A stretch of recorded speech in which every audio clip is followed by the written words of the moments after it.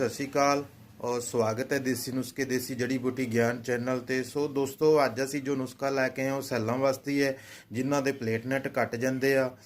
ਨੁਸਖੇ ਵੱਲ ਜਾਣ ਤੋਂ ਪਹਿਲਾਂ ਇੱਕ ਬੇਨਤੀ ਹੈ ਕਿ ਚੈਨਲ ਨੂੰ ਸਬਸਕ੍ਰਾਈਬ ਔਰ ਸ਼ੇਅਰ ਜ਼ਰੂਰ ਕਰ ਦਿਓ ਤਾਂ ਜੋ ਕਿਸੇ ਦੇ ਭਲਾ ਹੋ ਸਕੇ, ਕਿਸੇ ਦੇ ਕੰਮ ਆ ਜੇ। ਇਹ ਦੋਸਤੋ ਬਿਲਕੁਲ ਰੀਅਲ ਨੁਸਖੇ ਆ, ਸਾਡੇ ਵਰਤੇ ਹੋਏ ਨੁਸਖੇ ਆ।